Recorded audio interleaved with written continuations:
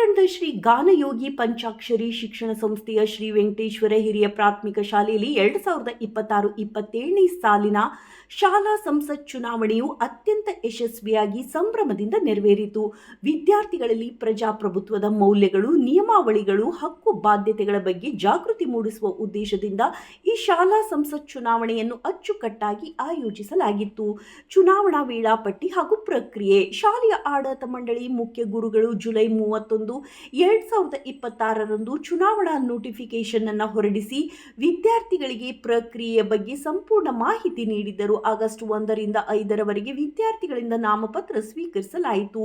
August 6ರಂದು ನಾಮಪತ್ರಗಳ ಪರಿಶೀಲನೆ ಹಿಂಪಡೆಯಲು ಅವಕಾಶ ನೀಡಲಾಯಿತು.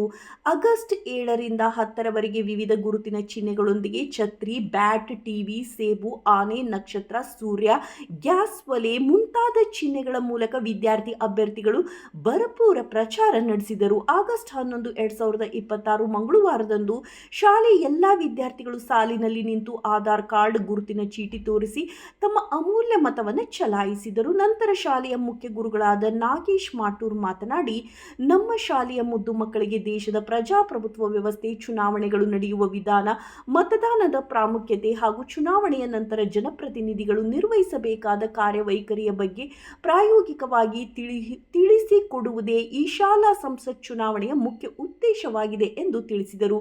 ಚುನಾವಣೆಯ ಮತಗಳ ಎಣಿಕೆ ಫಲಿತಾಂಶವನ್ನು ಆಗಸ್ಟ್ 15ರಂದು ಶನಿವಾರ 80ನೇ ಸ್ವಾತಂತ್ರ್ಯೋತ್ಸವದ ಅಂಗವಾಗಿ ಶಾಲಾ ಧ್ವಜಾರೋಹಣ ಕಾರ್ಯಕ್ರಮದ ನಂತರ ಪ್ರಕಟಿಸಲಾಗುವುದು. ತದನಂತರ ಆಗಸ್ಟ್ 18ರಂದು ಮಂಗಳವಾರ ಆಯ್ಕೆಯಾದ ವಿದ್ಯಾರ್ಥಿ ನಾಯಕರಿಗೆ ವಿವಿಧ ಸಚಿವ ಖಾತೆಗಳ ಹಂಚಿಕೆ ಮಾಡಿ ಕಾರ್ಯವೈಖರಿ ವಹಿಸಿಕೊಡಲಾಗುವುದು ಎಂದು ಹೇಳಿದರು.